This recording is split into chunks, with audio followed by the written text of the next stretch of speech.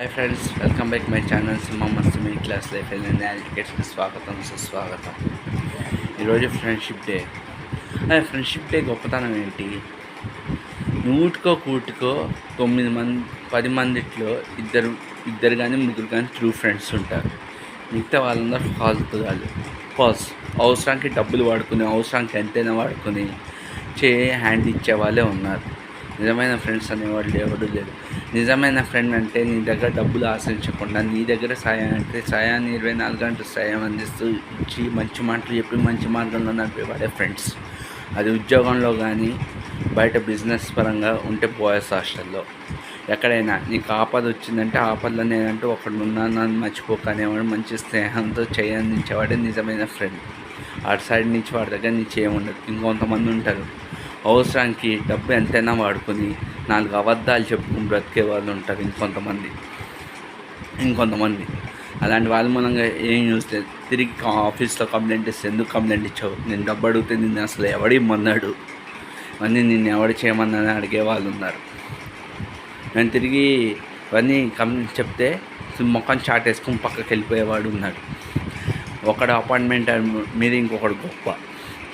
College వాళ్ళు ఒకలాగా అవసరానికి వాడుకొని అనవసరం టైంలో పక్కన పెట్టేవాడు ఫ్రెండ్ కాదు. అవసరమైతే చేయించి ఆ ప్రాణం పోయే స్థితిలో కూడా తన ప్రాణాన్ని పలంగేసి నిన్ను కాపాడి నిన్ను మంచి మార్గంలో పెట్టేవాడే ఫ్రెండ్. అది జాబ్కైనా ఏ రకంగా.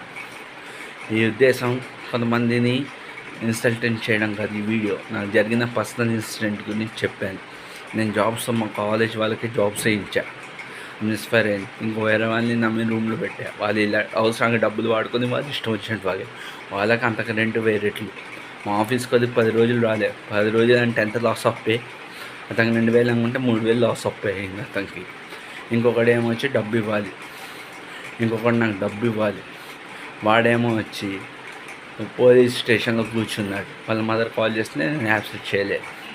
పోలీస్ స్టేషన్లో కూర్చున్నాను. అతనికి దాదాపు 8 లక్షలు డబ్బు ఖర్చు అయింది బయటికి రావడానికి. 8 లక్షలు.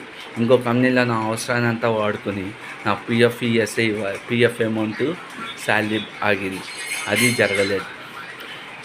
నాకు జరిగిన ఇన్సిడెంట్స్ని బట్టి మేము మీకు చెప్తున్నా.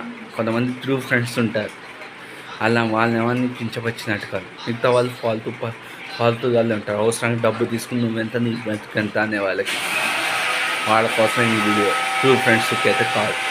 కానీ నేను హట్ చేస్తే మనోభావాలు తెలిపితే I'm really sorry. Happy friendship day. స్వచ్ఛమైన ఫ్రెండ్షిప్ నిలబడుతుంది, పాదాల మీద నిలబడుతుంది. వీడియో నచ్చితే లైక్ చేయండి, సపోర్ట్ చేయండి, ఛానల్ సబ్స్క్రైబ్ చేయండి. Thank you very much. Survey జన సుఖవంతు, సర్వే శిష్యులను సుఖవంతు. జై జవాన్ జై కిసాన్. మీ అందరు బాగుండాలి, మీతో పాటు నేను బాగుండాలి. Thank you very much.